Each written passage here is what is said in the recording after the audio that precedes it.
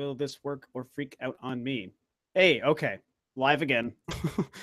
Garbage. This is take number 2. Apparently 21 minutes into new tab. That last live stream, and my computer was like, nope, no having fun for you. That was the worst. But I seem to be back, and I think, hey, there we go. People are there. That's good. You guys, that was ridiculous. I'm so sorry. That's like really embarrassing too, because it's like my 7th live stream I've ever done. Back from the dead, Ivan. Yeah, that's so true. I appreciate people popping back in, however many people. Live stream was going awesome. Had like 70 people and all sorts of likes up on it. Is the, hey, everybody. Thank you guys for coming back. Did I put lice chat? God damn it. Thank you. Is it too late to change that? Probably. Oh my God. That's so terrible. Anyway, I'll have to just fix the lice chat. Is there a way to edit that? I wonder if there's, yeah, there is a way to edit it. Ah, okay. I know this makes really good live stream viewing, having a computer freak out and then changing my stupid title. So what happened, just for fun, before I get back into actually talking about, yeah, hashtag lice boys. Oh, what a night. Yeah, my computer, it freaked out and cut everything out. And Google Hangouts told me your live stream ended because your computer went to sleep. And it's like, but it didn't, because you're telling me that you're here. Like everything was on and working, and it just was like your computer went to sleep. So I don't know what happened. Computers, I fixed the name. It says live chat now. So rule of lice, yes. Thank you guys. Thank you. Welcome back. Got to start the like goal over again, Mr. Jangles. Yeah, I know. I'm so sorry, guys. That's just really the silliest thing. But hey, technology, it's computers. I don't know why my computer did what it did and told me it was asleep, because it never went to sleep. It stayed on this whole time. So anyway, we were probably talking. What were we even talking about? Yooka-Laylee? I don't know. You guys might have to remind me. What do you think From Software is making for the Switch? Do you think it's a new IP or a port of an already finished game? I mean, so when I think of From Software on the Switch, it's literally either one of those two games. And it's also hard not to think that the Dark Souls thing is going to happen. That's been a rumor for so long. Dark Souls on the Switch. I mean, how could that not somehow actually be a thing? I feel like even if it was something they never meant to release, and I think I said this before too, even if they never meant to release Dark Souls on the Switch, I do believe that probably when they had a dev kit and Nintendo reached out to them and said, hey, here's our new thing, here's the dev kit for it, show us what you got, or however that happens. Obviously, those guys probably worked to get Dark Souls running as a test. Maybe that was like their baseline test for what they could achieve running on this new console. So that's why I think the Dark Souls thing has some truth to it. Are they going to release that? I don't know, but I sure think that it's slightly possible that that does actually happen. But maybe they're making a new IP, you know? I mean, I really want From Software to be working on something new. And for what it's worth, they are notoriously typically a 2-team studio. That's how they were able to do Dark Souls games and Dark Souls remasters, as well as the Bloodborne game. And they were doing like one game a year for like 5 years straight. It was insane. And so maybe now, with Dark Souls being complete as of last year, and if Bloodborne 2 does come out soon, maybe they've got one team working on Bloodborne 2, and now the Dark Souls team that completed Dark Souls with 3 moves on to a new IP. And then would that come to the Switch? I think, yeah. I think there's a good shot that we see something like that come to the Switch. So, yes, thank you guys for talking about the like goal again. Again, borrowing/stealing John from Spawnwave's idea here with the sign. So if we get to 100 likes, that would be great. Thank you. The like button is 200 like. 200 is a really, really good goal. Also, I'll even tell you guys, in the event that my computer freaks out again, just so we know, I probably won't kick this back on, and I'll probably take a look at my PC and see why it's acting so weird. I don't expect it to happen a second time, but in the event it does, I'll probably just call it for the night. I'm just scared there don't be a Metroid collection. How do you mean, Radio? That there won't be like the trilogy? Is that what you mean? Because I certainly think that the Metroid Prime trilogy is going to happen. See, Jono, Metroid Prime Trilogy Remaster 2018. I am right there with you. Yes, Mazvids, I'm back. I'm back. My PC went stupid on me and cut me out. So I don't know what it was thinking. So the like goal is 200 likes. I will, if we hit 100, I'll update this to 200. That would be my plan. What if Nintendo locks Virtual Console behind their new online service, says McChangles. So that's a good concern, I would say, because I see where you're coming from, and it's probably not impossible for Nintendo to do that. However, I don't really expect them to do that because honestly, I think that's bad business. Because the Virtual Console, if we ever truly get it, that becomes an awesome place for Nintendo to make money. So why would they want to lock that behind a paywall? Why would they want to put any sort of barrier between people spending money on Nintendo products and Nintendo games and people logging on to access those things? I don't know why they would want to do that. That seems very, very strange to me. So my resolution in the playback is super bad, you guys. Are you seeing a really low resolution? Or is it just me? I'm having so many PC problems tonight. Let's see if that fixes. Let's see if I can get it fixed here. So technical difficulties, man. It was bound to happen after 6 or 7 live streams. But let me know, you guys, if it looks like horrendously bad to you for some reason. Very low res. Yeah, everyone says it looks bad. What is that about? Man, I'm so sorry, you guys. This is just a bad night to stream, I guess. Huh. It's low res. I mean, yeah, I mean, you can hear me, obviously, so that part's good. Huh. That is no fun.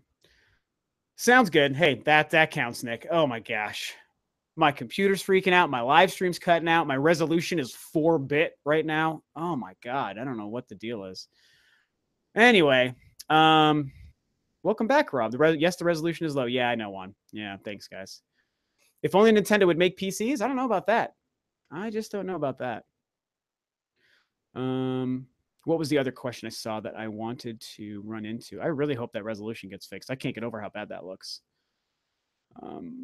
What if From Software were to develop an all-new Eternal Darkness title for the Switch? I don't know that I see that happening, but it sounds like a good combination. Do you think Ubi will ever revisit the zombie franchises? Man, Guillermo, I want that so badly. I love Zombie U to like unhealthy degrees, actually. I think Zombie U is a criminally underrated game, and it sold criminally low. And we do know this, it did eventually come out that they were working and planning on a Zombie U2, a sequel. And they obviously never moved on it because Zombie U didn't really do all that well. And I mean, I don't think it was like the most disgusting, horrendous flop and lost all that money, but I do know it wasn't a very big hit. Not as much as it should have been and as they would have wanted for it to be. So I think that that makes it much harder to believe that they would ever move on a sequel. But I would love it. I think Zombie U is so freaking good. So good. I like the sign, Parker Lark. Yeah, thanks. I stole that from Spawncast. Zombie U Defo, says Jono. Yeah. Do you have a dream studio working on a dream IP you'd like to see on the Switch? Oh gosh, there's probably so many of those, McJangles. I'll have to think of some and come back to that. What did I see? Do you think if/when Prime Trilogy comes to Switch, it'll have the motion control? I do. I actually discussed this on my own video about that, and I've been championing the very real possibility that the Metroid Prime Trilogy does come to the Switch, that Nintendo will eventually release that on the Switch. And I think they would do that, A, because probably Prime 4 is going to be 2019, so they get to fill that gap in 2018 with another Metroid game. And I also believe that Metroid Prime 4 will probably utilize the Joy-Cons big time. And I think that there'll be a big showcase for the motion control and HD Rumble and all these things. And if that's true, then releasing a Prime Trilogy with the same controls becomes an awesome way to kind of prepare people for that and kind of get it out to the world. Hey, this is how our Prime 4 game is going to control. So let's just release this Prime Trilogy with the same control scheme so you guys can practice and get used to it so that by the time the new game comes around, you have an idea of how it's going to feel to play it with the Joy-Cons. And so basically the answer is yes, all across the board. I expect the Prime Trilogy eventually. I expect some sort of Joy-Con motion control in Prime 4, and so I also expect it in the Prime Trilogy. If all of that's true, I'm doing nothing but speculating and guessing. Licio asks, do I think we'll see F-Zero for the Switch? And I sure want it, but I don't think so. I certainly don't. I think eventually, like before the end of time, I think Nintendo will bring back F-Zero, you guys, but I just don't think it's now, and I don't think it's for the Switch. Hot damn, that resolution finally fixed itself. Thank God. I'm not into these technical difficulties, man. This is not for me. I don't like having a technical difficulty night with live streams. It's really awkward and uncomfortable. So I feel like it's bad viewing for you guys. You know, I just think it's not cool. Do you see how that one entitled gamer blamed peers' kids for developers make. Oh, I sure did. I saw part of it. There was a huge exchange with Per Schneider from IGN with somebody who said because some games are casually made for children or something that it was like a big problem. I mean, I read a lot of those tweets, but it was just a big mess. And I think everything Per said was smart and spot on. And it was just one person with too much access to the internet who had a really shitty comment to say about something that they really had no business saying, and they got called out for it. And what I noticed is Per went on this whole thing and had a bunch of tweets in response to this person, and that person didn't say one thing back. So, you know, he just disappeared off into obscurity because that's probably the way of his life. So there you go. Here is awesome. I don't know how anyone could be a douche to him. Yeah, I know. I agree, Gibby. I think Pikmin 4 is 2018. Definitely think that Pikmin 4 is possible. I think that we might end up seeing that in 2018. They've got to be making it, man. I mean, Pikmin 4, quote 4, that talk goes back to a couple of years, 2015, during the Wii U days. And then we know Pikmin, Hey Pikmin came out on the 3DS, and people were like, oh, maybe that was, I guess, the Pikmin 4 game. But I just don't think that that's true. I just can't possibly imagine that that's true. Thanks, Alicio. You are the bomb, Alicio, pushing for all the likes, man. I appreciate it. Yeah, the reason for the like thing is because when you guys like live streams, it actually pushes the live stream up in the algorithm so that more people can find them, and that's kind of why that happens. That's why Spawnwave does it. That's why I stole his idea for this, just kind of for fun, for a goof, if you will. So yeah, thanks for pushing out that like button because it is very helpful. But man, I mean, this is so awkward because we talked about Yooka-Laylee in that first attempt at the live stream. It was 20 minutes, and I got to actually do a lot of Yooka-Laylee chatting, and how exciting that's going to be. I'll be doing the review. It's coming December 14th. I feel like I want to refresh people because this is now the live stream that exists. I probably won't even keep this live stream up, actually. So you guys who are watching it are actually lucky because I did want to start leaving them up after the fact, but now that this has been such a weird mess, I don't think that it's going to be very smooth to leave this sort of half-assed stream up after the fact. So we talked about Yooka-Laylee. We barely got to talk about Xenoblade. Xenoblade comes out in 2 days. Oh my gosh. And actually, I think that was one of the last things I saw before the first live stream cut out, was somebody had asked me what I'm most excited for Xenoblade Chronicles 2. So I can answer that question. And for me, it's just having a humongous world to explore and to run through in that beautiful graphics engine, and to have that kind of game on the Switch. I think that that's going to be like absolutely. Eric says, yes, I do think the quality is not like your videos normally. Well, yeah, because it's a crappy live stream that cut out halfway through. And this is the sequel. This is part 2. Jono says it's okay to leave the vid. Yeah, I mean, we'll see. I don't like the fact that it starts off mid-conversation because I'm like, hey, I'm back. And also the resolution was garbage for like 10 minutes. So, but yeah, you know, Xenoblade, it's just a big, huge world. I love the world that they create in the Xenoblade games. It's the strongest element to the first Xenoblade. Xenoblade Chronicles X, which is not nearly as good as the first one, still its strongest element was the size of that map and just how cool it looked and how different all the environments and all the different maps were. Like, oh my gosh, that stuff is so exciting. And I also feel like what they're doing with Chronicles 2, which I like more than what they decided to do with X, is they're giving us like a true story. And it seems like the protagonist we're playing, Rex, he is somebody with his own personality and his own identity, which is exactly what Shulk had in the first game.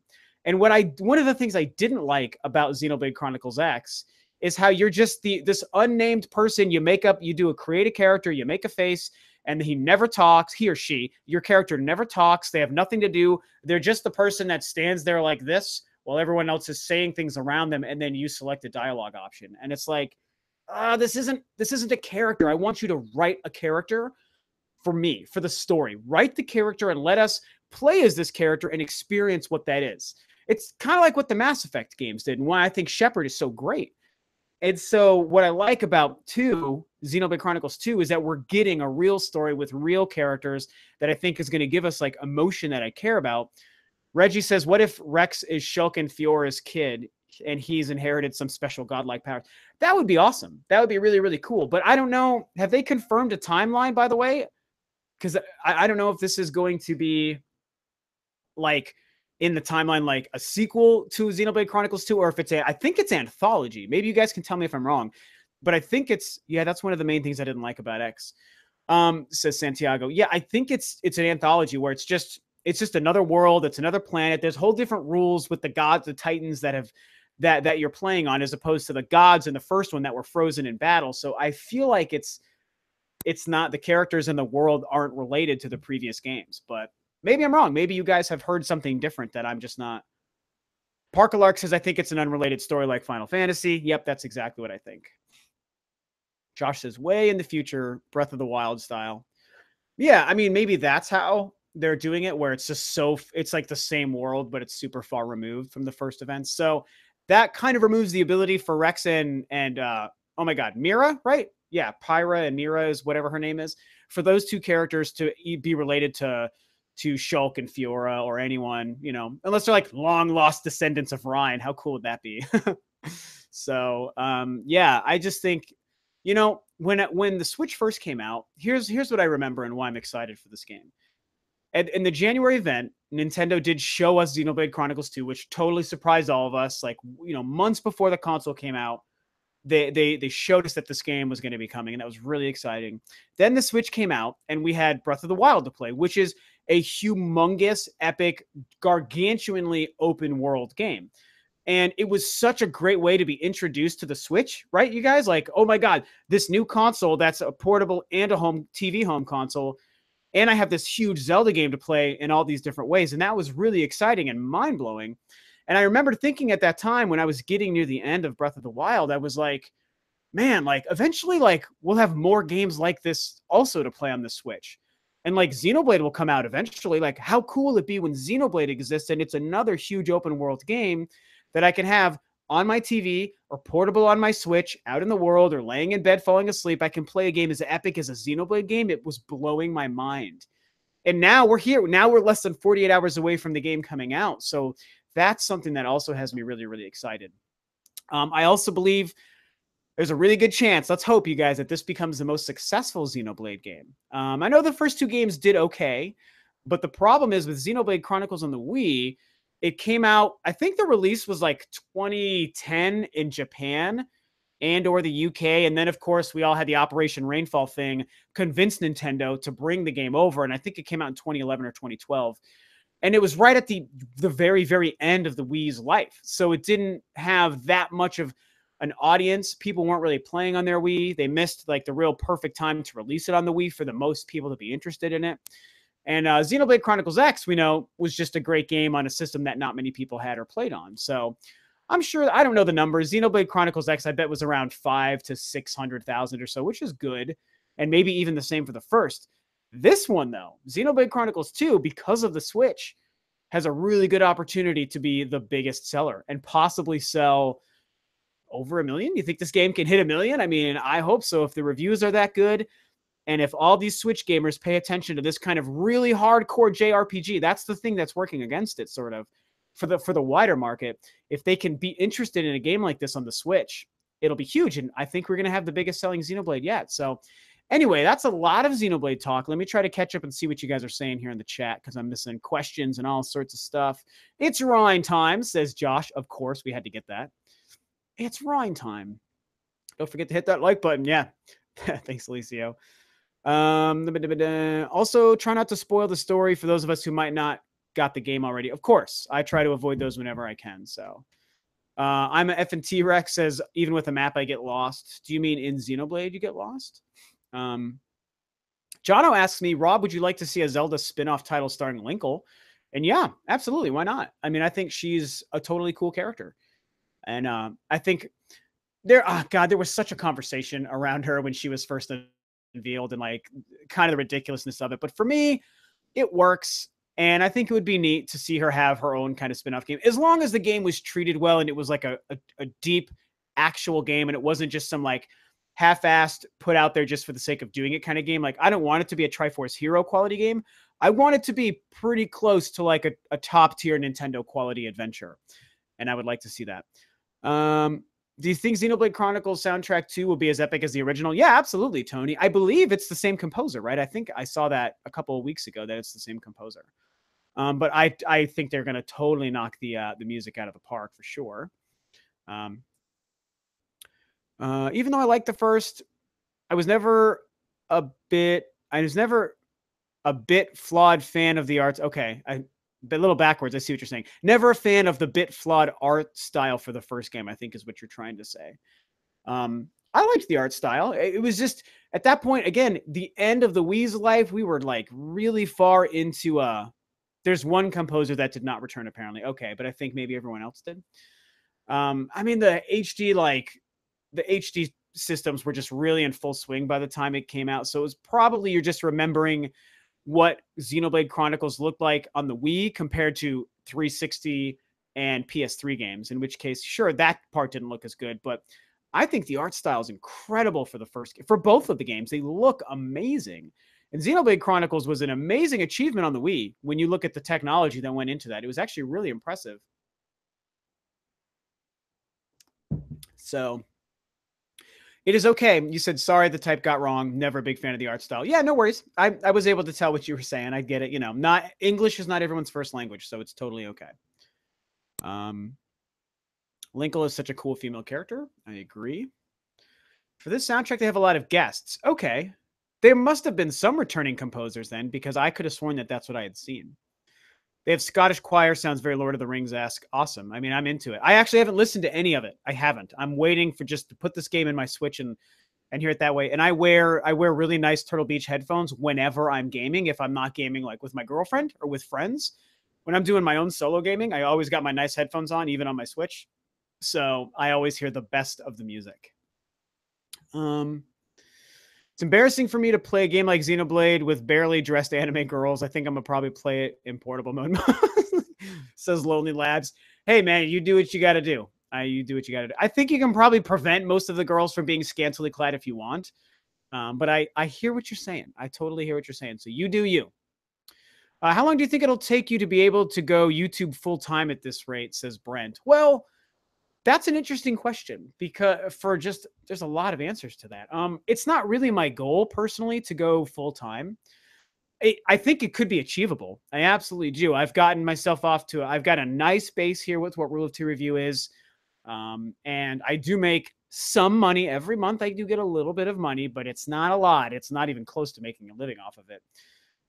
So the thing is, I never really intended to do that. And I have a really awesome career right now that I'm super dedicated to. Just got a really nice promotion. So my income increased recently as well. So the thing is, I'd have to make a pretty darn good amount of money monthly income from YouTube for it to be making more than what I'm making from my job. But I mean, I could make the push for it. And here's the tricky thing. If I wanted to make a push to do it, I'd have to change my schedule and how I make my videos, the kinds of videos that I think that I would probably make. By the way, I'd put more editing and effort into that aspect of making videos, and I'd probably do them more often. That would be how I'd start to make a push, to grow faster than I've been growing for sure. And I could probably within a year maybe get to that point. If I started tomorrow with a huge push, but it would be almost impossible to do with my work and my band schedule and my girlfriend. Like I have a girlfriend, I have a relationship, so I got to be free for that. So that's kind of the really tricky thing, but I could make it possible. For right now, I'm just doing this and I'm enjoying the growth that I get as I get it. I would love to do it full time, but it's not really necessary for me right now. And if I go viral, that's the thing. That's what's weird to me. And I'm jealous of a lot of my really good friends who have great channels who have had these viral moments where they blew up really fast. And I know all the same people in the community. Well, no, I shouldn't say really fast because a lot of people have put a ton of work in. I don't want to make it sound like people haven't worked hard to get where they are because that's absolutely true. But still, there's been moments with huge surges, by the thousands of subscribers. And I've never had that. I've been doing this for 4 years now, and I've never had a huge surge viral moment. It's just been a steady climb. I started off with 0 subscribers, and here I am at like almost 8,500 subscribers.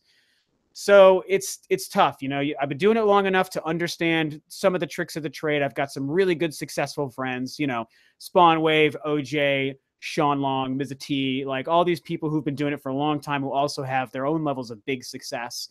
And so I know what it could take. It's just would be really hard for me to kind of fit it into my life right now. So if tomorrow I had this sudden viral surge where it's like, oh my God, I gained 10,000 subscribers overnight. It's like, whoa, okay, maybe I can try to keep this train rolling. And then way sooner I could make that switch to full time. But anyway, I know I'm talking a lot about this. The point is, it's not a goal. It's not something I need. I just enjoy doing it for fun. And I'm fortunate that you guys like me and people like my channel, and I always grow slowly but surely. So anyway, I'm so sorry. That was a lot of talk about just a good old YouTube behind the scenes kind of stuff. But let's talk more about video games, shall we? I'm amazed you have only 8K subs. You should easily have 10 times more. Thank you, Nick. I agree. I like what I put out, and you guys do too, but I don't know what it is, man. Some guys have had, I remember when OJ had a randomly really big surge a couple of years ago. Spawnwave, since he started he's grown so fast. And I've never had that moment.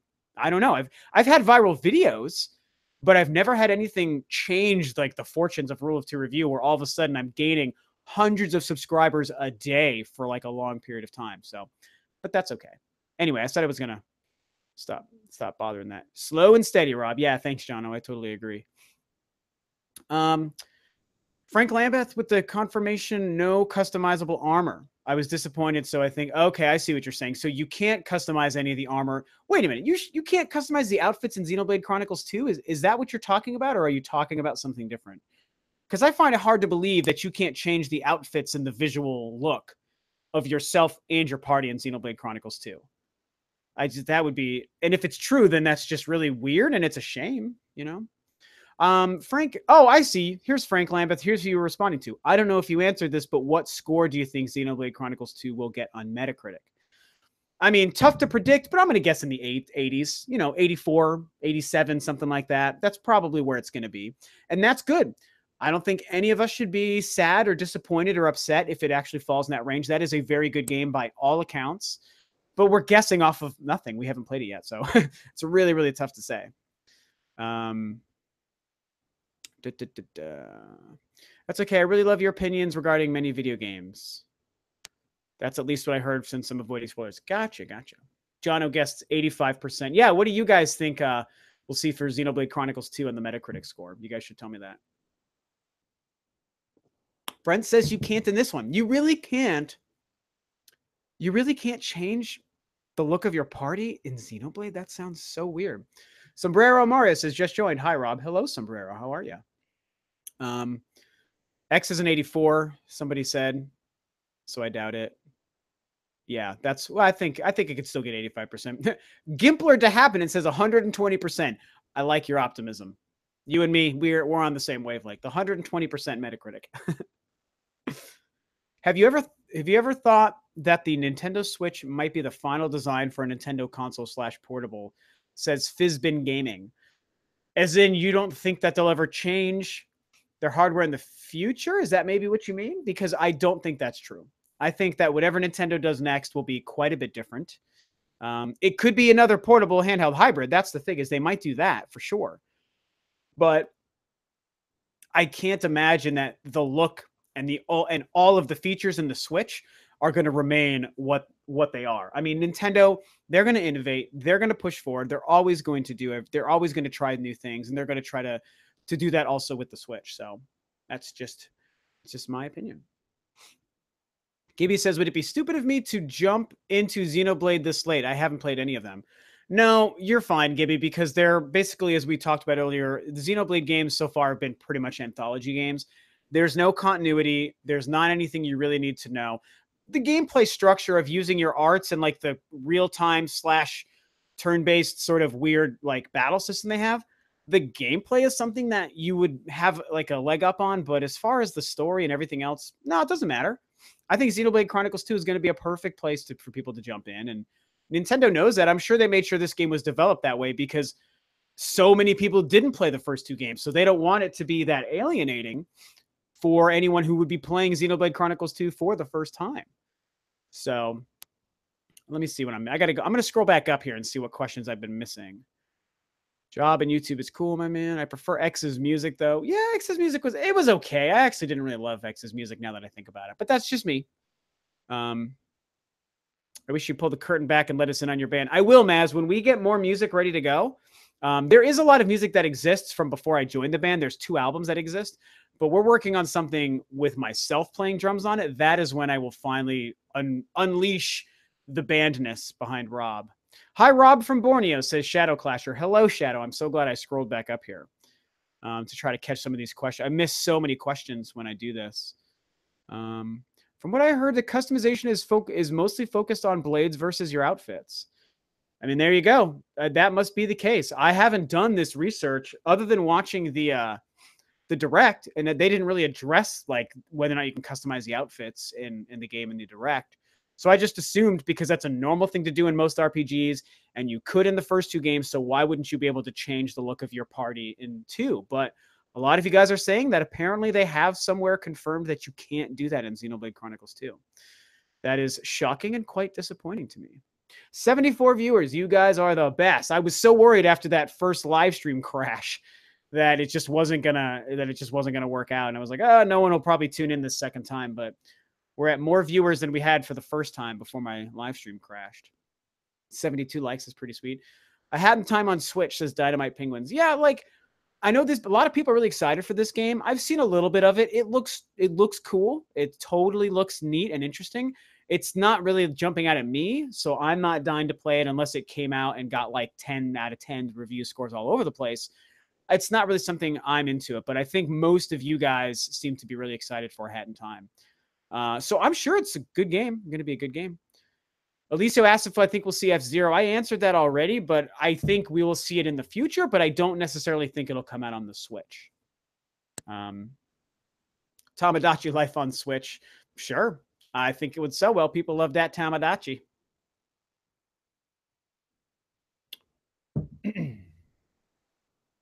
One in a Million says, anybody getting Yooka-Laylee on Switch?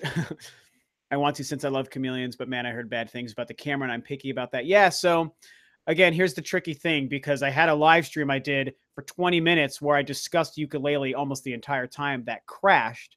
So this live stream, we haven't gotten to talk about it really, but I discussed that the whole thing with Yooka-Laylee coming out in April for the PS4 and Xbox One and getting worse reviews than a lot of us expected. And the complaints were about the camera and like the barrenness of the gameplay. So, you know, I believe it's going to be good. I'm just reminding for any new people who showed up, I am getting a review code for the game, so I will be able to review it and get an embargoed review out there, which I'm very excited for.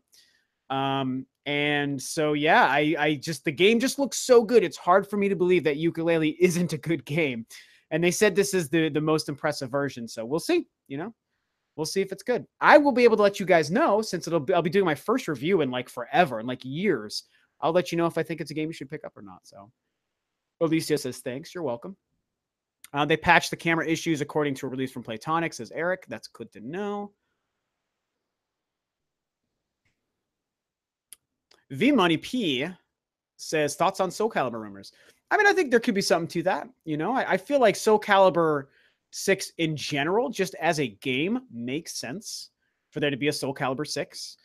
And, you know, part of the rumor is that it would be announced at at PSX, the PlayStation Experience, in like a week or 2 weeks. I think it's the 7th or the 9th or something. I don't remember. It's in like the next weekend or 2.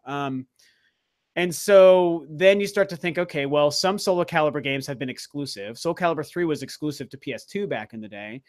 I can't remember Soul Calibur 5, if that was exclusive or not. But either way, we might see something where Soul Calibur 6 is announced, and what if it's exclusive to another console? Or what if it's announced and it's coming out for multiple consoles? Could it come to the Switch? And I think it's possible for that game to come to the Switch. I think it would make a lot of sense. I think that for sure the game would be able to run on the Switch, even though we haven't seen it. We don't even know if it's real, but I would think it could probably run on the Switch. So we'll have to see. But I believe that it's a rumor that I put a little bit of faith in. Soul 5 was multi-console. Okay, I was wrong on that one. So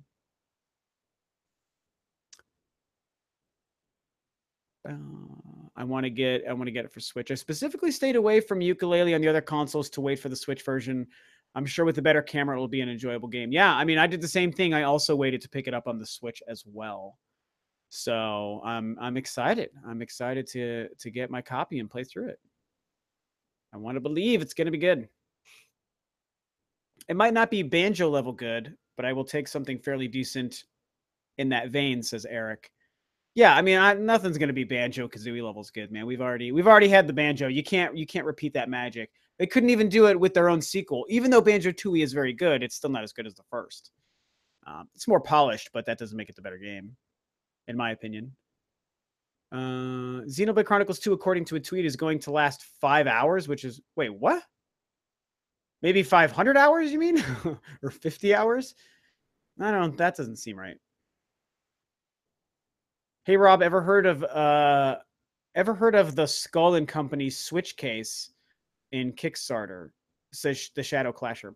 Sounds vaguely familiar, but I'm not 100% sure. In dock mode, of course, but they said the open world landscape will have downgrades.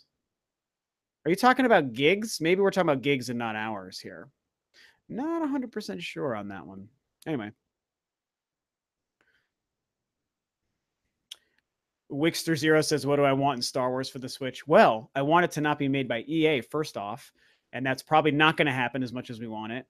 Other than that, I mean, just when I think about a Star Wars game, period, I just want great gameplay. I want an action game. I want something story based. Like I want a story focused Star Wars game. Ryan asks, given EA's new focus, what do you think or hope they'll do with Amy Hennig? That's a good question. What are they going to do with Amy Hennig? I mean, they addressed that a little bit, and when they announced that they were closing down Visceral and moving the whole Star Wars game and changing it into this other thing that no one probably wants it to be. And they were like, we're talking with Amy about her future and her role in the future, basically, which made it sound like, are they letting her go? Are they kicking her off? Did everyone come to a fight? Is she leaving of her own accord? Or are they truly trying to find something to do with her? So, I mean, EA just seems so untrustworthy right now. And so it's hard for me to even believe there was truth to that. And it's hard for me to believe that they know to do something smart with somebody as talented as Amy. And they took her game from her, basically, is what it seems like. So I don't know, man. I feel like we probably won't see her involved with EA or Star Wars. I feel like she's probably left. That's my thought there, which really kind of sucks. So, Jono says, do you think the Star Wars game franchise should be open to any studio that would like to make a Star Wars game? Absolutely. I never wanted the licensing. I didn't even like LucasArts closing in general, but once they did, I was like, okay, well, that sucks, but it is what it is. But then I was like, after that, they gave it, they're like, EA is exclusive Star Wars for 10 years. I was like, why? Like, what are you thinking? That is just ridiculous. I think that was 2013 that happened. And, I talked about it at the time. I thought EA was improving. So I was like, okay, I'm just not going to be mad about it. And hopefully EA just makes good games and I'll just see what happens. Obviously, it hasn't really worked out well. But at the time, I was trying to be optimistic. But it was definitely like, why are we restricting Star Wars to just one company? That's so stupid. And now Lucasfilm is seeing they're reaping what they sowed, man. They're seeing what happens when, they didn't understand the gaming industry. They didn't understand the kind of company EA is. And now EA is shit the bed and they're in trouble and everything's, and Battlefront 2 is failing and it's getting a lot of bad press for deserved reasons. And it is what it is. So, I just look forward to when eventually Star Wars games can just be licensed out to whoever is going to make a game at any given time. So Nick says, Rob, tell me you think we will see Star Fox on the Switch. I absolutely do. I've said that actually a couple of times for its worth. I've made some videos about it as well, Nick. Yeah, I think we'll see Star Fox on the Switch. I don't really know why, because if I'm being honest, there's probably more evidence to say that we wouldn't see Star Fox on the Switch than that we would.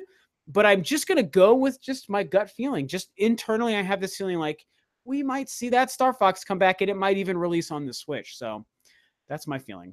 It's just a guess.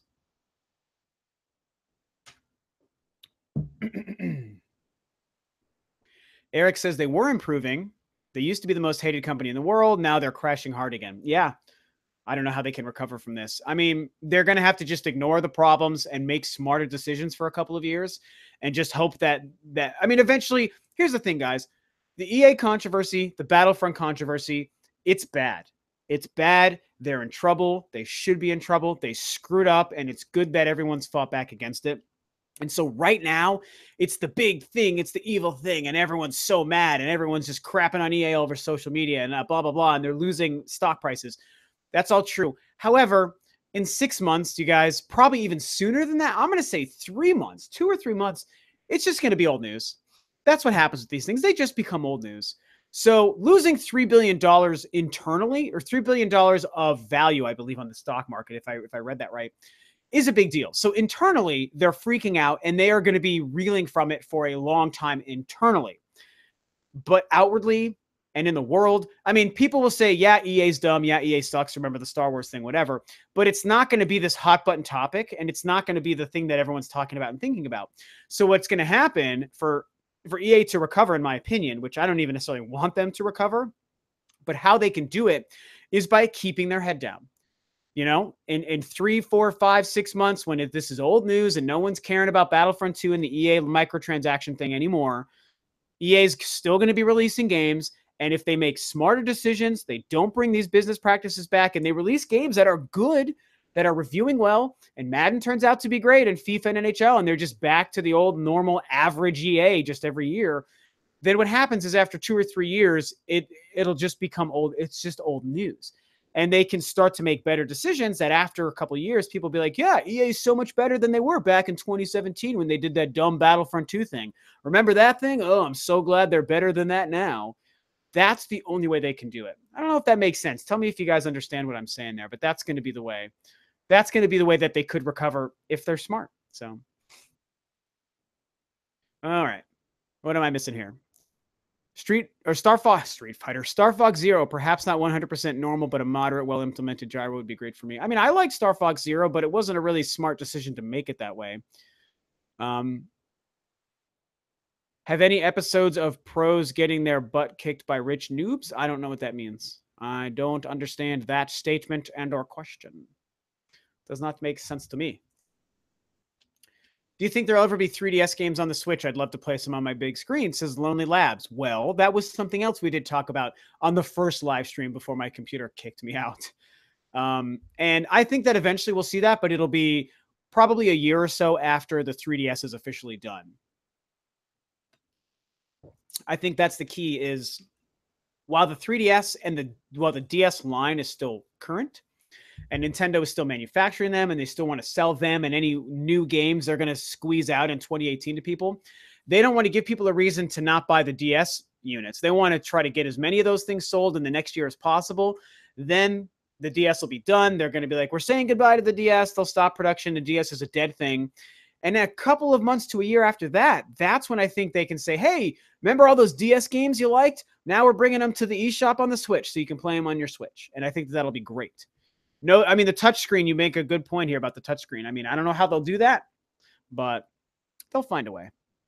They did it on the Wii U, and I don't think any of the games use the touchscreen on the gamepad for the Wii U, so I don't know. Am I the only one afraid about Metroid Prime 4? Afraid that if it bombs, the franchise might go into another long hiatus, 8 years or more, says Sammy. Yeah, Sammy, actually, you know, that sounds like a Rob topic. That actually sounds like the kind of video I would actually make. And I never really thought about that till you brought it up. And I think I agree with you, Sammy, that okay, first off, hold up. I don't think Metroid Prime 4 is going to bomb. I think it's going to be a big success. I think it's going to sell well. It's obviously going to review well because that's what those games do. So I don't actually worry about the fate of the game. But let's just pretend for a moment that Metroid Prime 4 did bomb and maybe didn't do so well and didn't sell all that well and all these things. You know what? I think that there is a possibility that they say, well, we tried the Metroid thing again. Everyone complained about them, and we gave them these great games, and no one bought the game. So I guess no one really does care about Metroid, and it might go on a super long hiatus again. Absolutely true. I totally agree with you. Alicia says we're only missing 112 likes. Yeah. Really, only 11. If I got to 100 likes before ending the stream, that would be pretty sweet. I probably won't do it too much longer because this whole stream thing has been a freaking catastrophe tonight. So I'm probably going to have to wrap up soon here. I'm just mad Mario and Zelda get more light than Metroid. I see what you're saying. I mean, they just sell more than Metroid does, and that's just what it comes down to. But I think that Sammy says, holy shit, I'm even more scared now. Don't worry, Sammy. Again, I'm telling you, if I can help in any way, trust me, I don't expect Metroid Prime 4 to bomb. That game is going to be a hit, and we're not going to have to worry about that. So don't let that keep you up at night. Ryan says, how about a new Star Wars Masters of Terrascasi fighting game, but a better one than the old one? Yeah, that would be nice. They had that, and also the Clone Wars fighting game a couple years ago, too, in the Wii. Weren't good games. So yeah, if you're going to do a Star Wars fighting game, make it good. That'd be fine. I want Factor 5 to make a Star Fox game, says Wixter Zero. Absolutely, that would be incredible. Eric says, I think based on Samus Returns, it's very unlikely Prime 4 bombs. Considering the action in the industry as a whole, I think people are stoked for it. Yep, I totally agree. Ivan said 10 more likes to go. Actually, 7 more likes to go before we hit 100. That's awesome. I want to go to bed knowing he got to 100. Thank you so much, Ivan. You guys are awesome. You guys are really cool. Star Fox Adventures 2, I would like to see on Switch, says Jono. Yeah, man. I love Star Fox Adventures. The game is so underrated. Another Boogerman game. Bring it on. I am all about me some Boogerman. I love Boogerman. Yeah, I think we talked about everything, though, between the 1.5 live streams I've done tonight. We talked about Xenoblade, and we talked about Yooka-Laylee. Those were like the only like actual topics I was hoping to really kind of get to. Other than that, just, you know, the random thing, the normal thing of just accepting random questions and whatnot. I love Metroid. I really enjoyed the Fusion storyline. Yeah, I mean, Fusion was so good. So good. It's actually, of the 2D Metroid games, it's probably my least favorite, or at least my least favorite. Whoops, I'm kicking my fan. My least favorite is probably the Game Boy Metroid 2. And maybe even, I mean, the first Metroid, I love it. I have so much nostalgia for it. But really, I think that it's probably right behind that is the first Metroid, and then is probably Fusion. Zero Mission and Super Metroid and Samus Returns, to me, are the best 2D Metroid games. Easily. Just arrived, but it looks pretty much over, says Mazio. I mean, a little bit longer here, Mazio. I'll be going. How long has this exact stream been going for? That's what I need to find out. That first one was 21 minutes before my computer said, get out of here. Let's see if I can get an idea of how long this one's been going.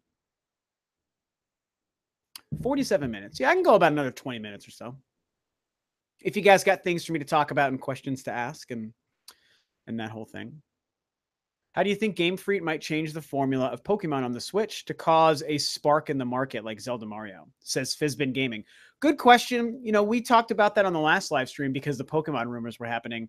I do have to say, for one thing, I don't know that Pokemon needs a spark in the market. I see why you asked the question, but I think the last thing Pokemon will ever need is help in any way. I think it's going to sell like crazy no matter what.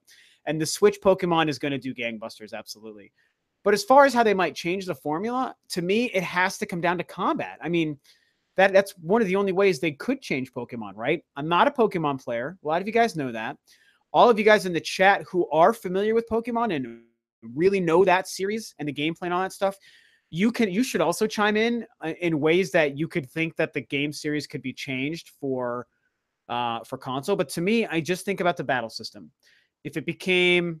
Okay, here's a couple ways I think they could change it. If the battle system became real-time or more action-oriented or some combo of turn-based and real-time, if you could play as Pokemon, you pick a Pokemon character as opposed to a Pokemon trainer or like an Ash character, that would be a huge change. Or if you had an actual party. And because I don't think you actually get a party in Pokemon. Is that right? Maybe I'm wrong. You guys need to tell me, actually. Maybe I'm wrong. But imagine if you get like a party of Pokemon. It's a Poke Party. And you do that. That would be a pretty big change, I think, to the Pokemon formula. So, and some of those things would actually make me more interested in it as somebody who's not really a big Pokemon guy. True open world is a big shakeup everyone wants, I think, says Gibby. So the Pokemon games really aren't open world? I always kind of thought they were. Radio says they should bring back Ash. Ash isn't in the Pokemon games? That's blowing my mind if that's the case. I assumed Ash was always the guy in Pokemon. Or I guess I shouldn't say that. I guess you probably make your own trainer, but that you still interacted with Ash. I thought he was in every game, but you know. Luigi's Mansion 3, Alicio said, yeah, oh God, dude, please make a Luigi's Mansion 3. I think they will do that.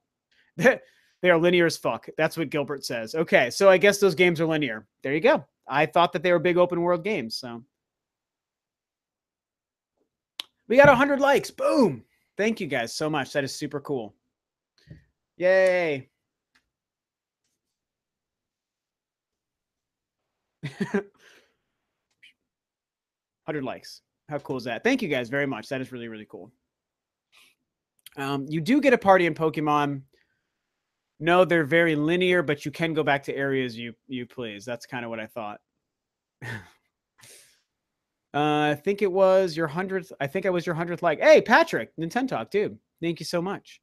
Thanks for being that 100th like, buddy. You missed the chaos of this live stream. It was a freaking disaster, man. Thanks for the great stream, says Ivan. You're very welcome. Do we call this a great stream? Where it cut out 20 minutes in and I reset it and had garbage resolution for 10 minutes? I appreciate it, but I feel like I did not provide a very quality stream for you guys. But I certainly am having a good time, and you guys seem to be having fun too, and that's what matters. I have to do the obligatory Patrick plug, by the way, every time. I really like Patrick's channel and his podcast. It's a growing channel, but he's done pretty well for himself in his first year. So you guys should super duper subscribe to that. And there's a delay, so I'm gonna have to probably wait a minute and I'll post it again. Always a great stream, bro, says Jono. Thanks. Yeah, Patrick, it was ridiculous, man. I had 20 minutes of my computer cut out on me. And I had to redo it. What do you think is next from Platinum for Switch? I think either a new IP or I think, okay, now I'm probably around the time I need to repost Patrick's channel. So there you go. That's Nintendo Talk. They have a really good podcast. You guys should check it out. Thanks a ton, man. Rob was definitely an inspiration for it. Yeah. Yeah, I know. Patrick asked me some questions to get started actually a long time ago. So, but yeah, I feel like we might get a new IP from Platinum or Bayonetta 3. I feel like 3 live streams in a row. I've had to mention that I think we're going to get I think that we're probably going to get Bayonetta 3. The thing is, we can never say for sure that Bayonetta 3, if it's real, is going to be exclusive to Switch the way Bayonetta 2 is exclusive to Wii U. But I do think it's possible. And even if it's not exclusive, as long as the game comes out and if it came out across the board, that would be fine. There's no way that Platinum would miss an opportunity to put a brand new Bayonetta on the Nintendo Switch because they know it would do so well with how well games sell and how cool it would be to have a portable version of Bayonetta. I mean, again, even if it's multi-platform, I don't think they're going to do the thing where they do PS4 and Xbox One and ignore the Switch. That's not going to happen. It's either multi-plat across the board or it's Switch exclusive. So those are my personal opinions, my personal theories. I'm hyped to see what Platinum does, says Chrono Loop. Yeah, me too. We're going to get something. Platinum is busy behind the scenes. Their poor Scalebound game fell through, which sucks for everyone involved, all of us too. So they got to get something out. You know, I'm sure they're excited to do something new. Nick says it's all about the content. You killed it. Oh, thanks. Yeah, I guess I killed the live stream maybe. Parker Lark says, what do you think right now? What do you think about the virtual console will look like and maybe when? We discussed that a little bit earlier tonight, actually, as well. I definitely think that the virtual console is either coming out next year once they're far removed from the SNES Classic and the launch of their paid online service. I also think there's a possibility it might not even be actually a virtual console, and it might just be they start throwing games on the eShop the same way Neo Geo games are just thrown on the eShop. So that's kind of my feeling there. From Software Switch game, please. Yes, I totally agree with you. What about Retro's game? I've talked about that, man. It's tough to know. Jono says Retro doing a sci-fi horror adventure type game. What do you think, Rob? I mean, I'm someone who's wanted. I've actually wanted Metroid to become a horror game, and I've wanted Nintendo to just make their own brand new horror game, not Fatal Frame, like their own horror game. And so maybe that's something that Retro would be doing. I think that'd be really great. Sci-fi or not, I think it'd be really, really cool. Ariana is asking my thoughts on the Infinity War trailer, and I discussed that earlier too. I've not watched it yet because I believe we're going to see it before Star Wars in a couple weeks. So I want to wait to first see it in the movie theater before Star Wars. And if for some reason it doesn't play, then I'll get online and watch it. But I got to be really patient. I really want to watch that trailer, man. I know it's going to be amazing. Excited about PSX? Yes, I'm definitely excited for PSX. I love the PlayStation, so I'm excited. I'm expecting Bloodborne 2 announced either at the Video Game Awards or at PSX. Absolutely. My favorite metal band, says Parkalark. Well, it's Metallica. Metallica is my favorite band of all time, and obviously my favorite metal band. Some other newer bands that are my favorites are Periphery, Between the Buried and Me. Definitely, those are my two favorite current bands. Periphery was just here on Monday, and I went to the Arch Enemy show. It's another one of my favorite bands on Saturday. So I was like, I had to pick one. I'd seen Periphery a bunch of times. I'd only seen Arch Enemy once. So I went to see Arch Enemy on Saturday and Trivium. But yeah, so those are some of my favorite. I mean, I love Arch Enemy, Periphery, Between the Buried and Me. Megadeth is one of my favorite metal bands. Killswitch Engage, I love those guys as well. Black Dahlia Murder, stuff like that. So many other questions. How would people feel if Metroid was rated M? That would be awesome, says One in a Million. I think that I don't need any games or any Nintendo games or Metroid games to be rated M necessarily. But I will say that if there was a series that Nintendo owns that would work in an M rating, it is Metroid. So I would be open to it. I'd definitely be open to it. Fantasy Thinker Fan says, do I like any rap? And I'm just not really familiar with much of it. So I mean, rap is fine. I just don't really, it doesn't really, I don't know. It just doesn't really get to me as much. So I couldn't tell you artists. I just know like the big guys. Like I know like Dr. Dre and Eminem and Tupac. Like I know those guys in a couple of their songs and that's it. So I wasn't really raised on rap. It's just not really, it's not for me, but I don't dislike it. And I like good rap tunes. Man, I'll tell you what, when I was in high school, I used to ride around with my friends, Steve and Matt. You know, this is like mid to late 90s. And my friend Steve, he had a system back when systems were cool to put in the trunk of your car. And he played a bunch of rap and hip hop back in the day, like a lot of stuff like Too Short and Master P. Probably a bunch of other. I liked like Busta Rhymes back in the day because he was just so fast. And so I did spend a long time listening to actually a lot of late 90s rap, but it still wasn't anything I liked as much. I was always a Metallica guy, so that's just what I was raised on. But I got nothing against rap, man. There's a lot of good stuff out there I've heard. I just don't know any artists. I don't know anything of the modern scene. I'm out of touch. So, but that's just me. Yeah, you guys would have to actually like tell me some artists to listen to. Cause I've actually, you know what's funny? Here's I know I'm talking about music now. Forgive me, guys. I promise not to do this for too long. But here's a weird thing that happened the other day. When I went to pick up something at the mall the other day. Was it a game? I can't remember. Either way. And I was driving away from the mall and I turned on a radio station for a second and a Coolio song was on. And like it was, I can't remember the tune, but it's a great Coolio song. And I was just, and it's like, 90s rap, like radio rap is so different than like a lot of the gangster rap and a lot of the hip hop and rap from nowadays. A lot of it's really cheesy and they're easy rhymes and flows and they're just super catchy and poppy. And I was like, dude, I like this kind of rap. I literally had this thought days ago. So it's actually funny we're talking about this. I was like, I wonder if there are any current artists doing stuff like what the Beastie Boys did and what Coolio was doing. And like the 90s, like cheesy rap, but it's like so catchy and good. I like that kind of stuff.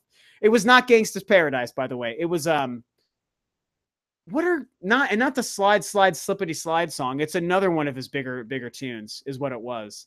Because Gangsta's Paradise was Coolio from that movie Higher Learning, I think it was. Or so anyway, yeah. So you guys are telling me a bunch of rap artists to listen to. I don't know Adam Young. Tech Nine is old school, so I do know Tech Nine actually. Three Sons, apparently. I don't know. Somebody says Hobson. Is that an artist? Is that a rapper? I'm not sure what that is, if that's an artist or not. Anyway, oh my God, we got so far away from video games. We're not even talking about video games. We're talking about music, which I love talking about music. Double dipping on Revelation, says Patrick. I want to, and I almost did last night. I almost just bought the game. And I was like, I don't need to buy this game. I've played both of these games.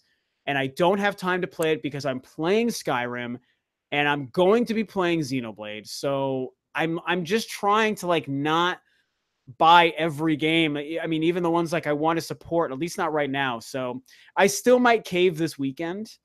But I mean, I know those games. I know Revelations. I've played Revelations 1, 2, or 3 times.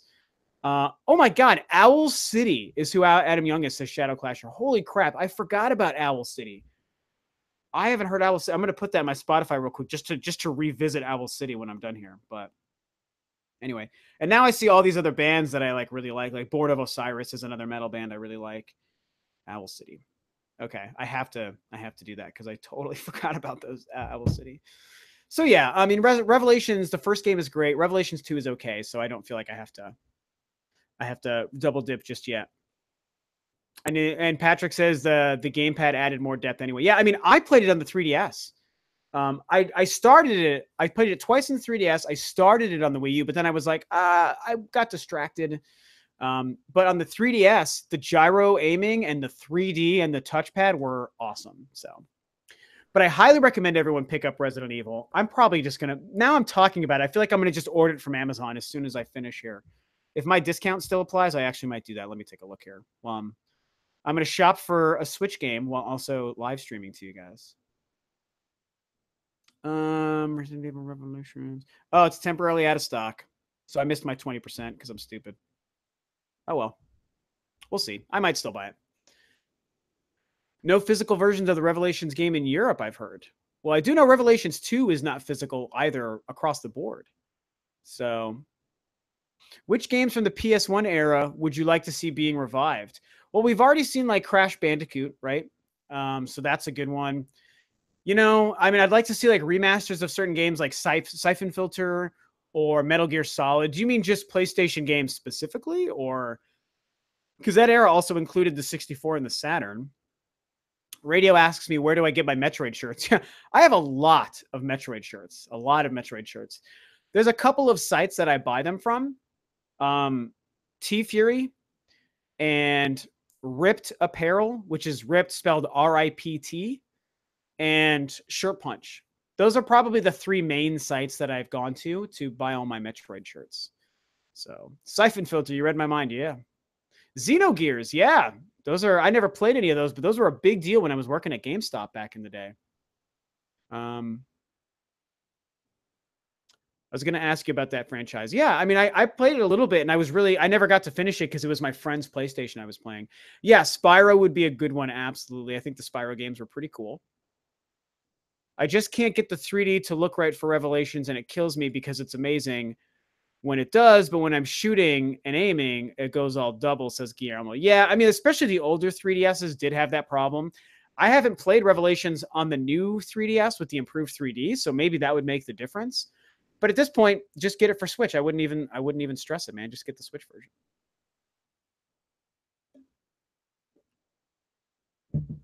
So Jono says no Resident Evil Revelations 1 or collection with the second as a download code in Europe. I think that's the exact same thing that it is here. Ahmed the Boy says, okay, Hobson is a great rapper to listen to. The Illmind series around 9 songs is life-changing. Hobson. I'm going to look. I'll also put this in my Spotify too. So, whoops, I played something. So I'll just look up Hobson after the fact.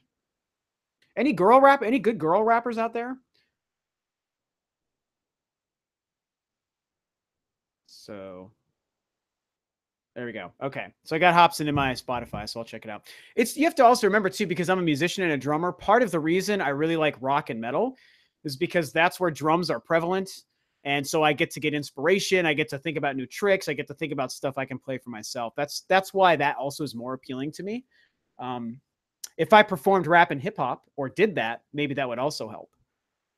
Because when I listen to music, lyrics don't matter to me. You know, now I know we're still in the music thing. I'm sorry, guys. I think that's the thing about hip hop too that's never gotten me as much, because it's about the lyrical content. It's about the lyrics and what they're saying and what they're talking about and singing about. And that's great. Like, that makes a lot of sense. That's super cool.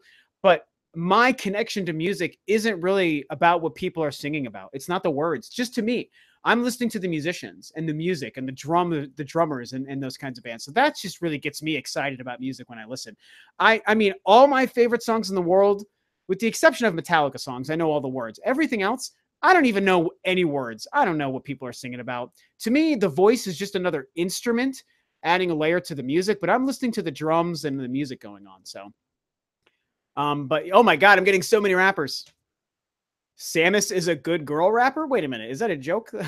Cardi B is a decent girl rapper. Just listen to Blink, Rob. Travis Baker is a guy. Travis Barker. Yeah, I was about to say it's not Baker. Barker. Yeah, I like Blink 182. Travis Barker is a really good punk drummer. Absolutely. He's got some major chops. Their newest album was really good. I was really impressed with their new album. Even though they had a different singer who sounds just like the original guy. Jono says, got to go to work. Much love, my man. Later, Jono. Thanks for tuning in, dude. I'm going to probably cut this off in about 5 or 10 minutes anyway, so it's about time. House of Pain's hit Jump Around stuck in my head. Yeah, see, that's the kind of stuff I like. I like the old goofy 90s rap, man. That stuff. And like Beastie Boys. Beastie Boys were incredible. And I know I already brought up, and you know, and Coolio, like I love that kind of stuff. That's my kind of rap. So Parker Lark says, I'm right with you. I listened to drums first and lyrics last, and I'm a singer and songwriter as a drummer. Yeah, man, it's a rough problem. It's a rough problem. I feel bad we've gotten so far away from game talk, man. We're not talking as much. Yeah, Cypress Hill. Cool Grape? Cool Grap? I don't know. Cool Grap. Rob, you should listen to Milo. Patrick says I should end the stream on a crazy prediction for 2018. I mean, honestly, I don't know if I have a crazy prediction. I've had a lot of predictions. I think Metroid Prime Trilogy. I think Animal Crossing. For the Switch, I think the Xbox One is just going to not continue to not be a super huge hit. Unfortunately, I think it has been doing okay. I think they said, oh, it's sold really well, but I think it's not going to make a splash. You know, and I think Pokemon and Metroid Prime 4 are going to be 2019. Those are kind of my predictions for 2018 so far. Maybe that'll change when we get closer to the end of the year already. The Switch has almost outsold the Dreamcast already. Yeah, I know, Rock. Yeah, it's crazy. And that's sad to me because the Dreamcast was incredible. Knack 3 on Switch. Bring it on. Says Stitched Sketch. That'd be so funny. Oh my God, Intelligent Cube. Great stuff. Parappa the Rapper. Yes, love it. I love Parappa the Rapper. Oh, there is, yeah. So Michael Garza says, I think the crazy thing is whatever Nintendo's new IP will be, hopefully by Retro. Yeah, I mean, that's absolutely a prediction I've made as well. So I agree with you, Michael. I discussed that on a video about Nintendo new IPs. I think next year, this is an unsafe thing for me to do, but I'm going to say it anyway. I think next year, we will finally hear from Retro's game. And I think there is a 50-50 chance that it is a new IP. So that's something I can say about next year and Retro. So that would be a pretty big one. Oh yeah, I'm looking. Yeah, Lonely Labs asked about Psychonauts 2. I'm excited for Psychonauts 2. I'm more excited for Beyond Good and Evil 2. But definitely Psychonauts 2 for sure. Hey, what's up, Stakona? Crazy prediction for 2018: consoles will die, VCRs will make a comeback. I'm ready. Bring on the VCRs, man. I miss rewinding. Not. Blue Nose Bear says Fallout for 2018. I think it's possible. I think Fallout will get announced. I think we'll see Fallout for sure. I've also said I think Grand Theft Auto is going to be announced or released in some fashion next year for the Switch as well. Springton just released a playable character. Springtron just releases a playable character for ARMS. What? Is that a new person?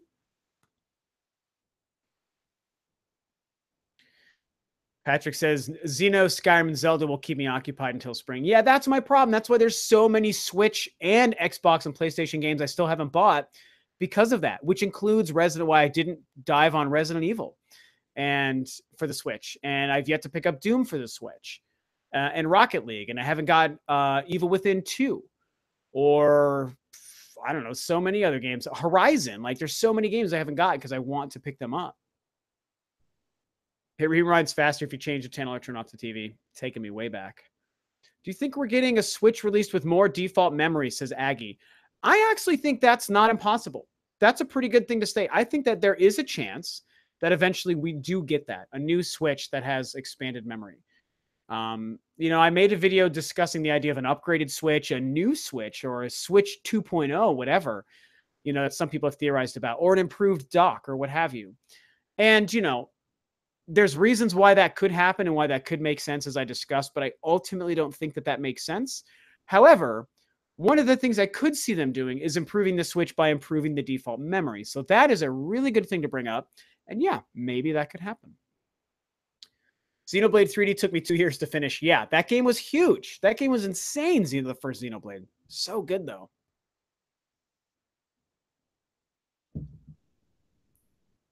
Jerry says it's cheaper to do SD cards. Well, here's the thing. Stacona, I think, is saying the same thing. No, we won't. That would be dumb. It forces cost to the consumer. Well, here's the thing, you guys. If by year 2 or 3, probably year 3, if Nintendo was going to release a Switch that has 64 or even 128 gigs built into it, the idea is that in the future, down the road, the memory becomes cheaper and cheaper. So the idea would be that they could release the 128 gig Switch for the same $299 that the current Switch sells for now in 2017. And at that time, maybe they would drop all the 32 gig models down to like $199 or $229 or something like that. So if tomorrow they released 128 gigs, yeah, it's going to cost a lot more. But if they did it in 2019 or 2020 even, yeah, all of a sudden they could release it for the same $300 that it sells for now. So that's the thing we have to keep into consideration here. Better would be to improve the RAM. Yeah, but that ends up making the performance better. And so then we're upgrading the Switch. And I mean, it's not impossible, but I just see that less likely personally. But who knows? We'll just have to see. Mazvid says, I'm playing Odyssey, Doom, LA Noire, and Skyrim. I won't be buying any new games till January. Yeah, I mean, I think, I'm getting a review copy of Yooka-Laylee, so I probably won't have to buy that. I think I'm going to, before the end of the year, after Xenoblade, I will finally go back and pick up a couple of games I missed. I will pick up Doom. I will pick up Rocket League, probably Resident Evil, definitely Horizon, and definitely Nier. Those 2 PS4 games. Those are definitely ones that I have to get. Tony, thanks for sharing the live stream chat. See you later. Later, Tony. Thanks for tuning in. It's probably time I ended this on you guys, I think. This has been, considering this is 2.0, the second for the night, I probably should just wrap this sucker up because I've been doing it for a long time. Glad Nintendo was smart enough to drop the camera gimmick. Yeah. So excited for Yooka-Laylee. Me too, Patrick. I'm all about it, man. I cannot wait. I'm hoping I get my code sometime in the next week. I don't know what the plan is yet. Rocket League is getting a physical version. Wait for that. I don't know. That one I'm less worried about physical. What do you think about Axiom Verge? Zach asks me. It's my first Metroid-like game, and I love it. I love Axiom Verge. I played it on the PS4 way before it came to the Wii U or the Switch. It's an incredible game, and it's good to hear you like it. You have to play Samus Returns immediately. Tell me you have a 3DS. Go buy Samus Returns right now. And if you can't do it right now, do it tomorrow first thing. And you have to play Super Metroid. It is, I'm demanding it. It is homework. Play Super Metroid. Please, it's just so good. And you'll see where Axiom Verge came from. And it still holds up, too. That's the cool thing. In fact, instead of Skyrim, I might actually play Super Metroid once I turn off the live stream. So, because I'm kind of, I got the music in my head right now. Is there a certain day you stream, says Fantasy Thinker Fam? Not exactly. The best days for me to stream have been Sundays, notoriously, and I have done another Wednesday one as well because I've had a couple of random Wednesday days off. I've been doing some overtime and some different shifts on Monday in the office, and so it's sometimes we'll free up extra time in the middle of the week, and so I had today off, and I normally don't have Wednesdays off, so I was like, hey, I'll just do a live stream tonight. I've got a video ready to go for Friday. I got yesterday's video up, so I was like, this just makes sense. So usually around, I don't know where you are, but usually around 5 to 7 or so at night, Pacific time, West Coast United States is when I usually will start them. Mostly on Sundays, sometimes different days. And I don't really plan them much. So what I started doing to answer that is on one of my recent live streams, people said they want to know ahead of time because I've just been popping on randomly, just like as a surprise, like, hey, I'm live now. So I'd been doing that. And then everyone was like, oh, we want to know ahead of time, you know, maybe like tweet about it. And so that's what I've been doing. So if you're not following me on Twitter, you should, because I'm super active on Twitter. And earlier today, I tweeted that I would be going live around 5 or 6 o'clock tonight to let everyone know. So that's a great way to know when I'm going to go live. Because I'm like, okay, everyone asked me to tweet about it and state it beforehand. So that's what I do. So Pikmin 4 could come out in 2018. Yeah, I think so. I could see that being a surprise direct or a surprise E3 release for like holiday next year. But that would also be a great May game, right? Nintendo the last couple of years, 3 years in a row, I believe, has had a killer huge May release, first party release. Mario Kart, and Splatoon, and then ARMS, right, was this year. So I feel like Pikmin 4 is that perfect kind of game to be that May, late spring, early summer big first party release for Nintendo. And it just feels like a game you want to play in the summer. Even though we should be outside. Let me say this. It's good to be outside. It's healthy to go outside in the summer. But when we are inside playing a video game in the summer, Pikmin just feels like a summery kind of game, right? Because you're outside in the woods and the foliage and stuff. So that's kind of what I see for Pikmin in that respect. So with that, I'm going to end this. I want to just keep going and going forever, but it's probably about time that I wrap this up. What a weird live stream day it's been, you guys. I'm really sorry that I had issues with that first stream and that my computer kicked me out. And I'm really sorry for the really crummy resolution at the beginning of this new live stream that I did. I hate that stuff. But you guys were awesome. Everyone tuned in. I had over 80 viewers at one point. We way hit the 100 likes goal. So thank you guys so much. Hello, Dustin. I see you popped in here. Sadly, I'm going to be ending the live stream. Goodbye, Radio Ron Santos. So sorry for the issues with the stream tonight, guys, but I'm sure that won't happen again. Thanks for tuning in and watching the streams and interacting with me and asking questions and talking about Xenoblade and Yooka-Laylee. A ton of fun. And yeah, so I think maybe on Sunday I'll do one, but probably next week, either Wednesday or Sunday again, I'll be doing my other one. And again, I will be on the Spawncast this Saturday. I will be on this weekend, Saturday night, 6 p.m. Pacific, and it's 9 p.m. on the East Coast, Eastern time. So you guys can catch me on the Spawncast this weekend if you want, which I love to do. Thank you so much. Everyone is saying goodbye and great stream. Santiago, Ryan, Matt, Alicio, Juan, Sammy, you guys, everyone out there, you were awesome. Gibby, thanks for tuning in. And yeah, so sorry about the issues. Won't happen again. And I'll catch you guys next time. Bye-bye.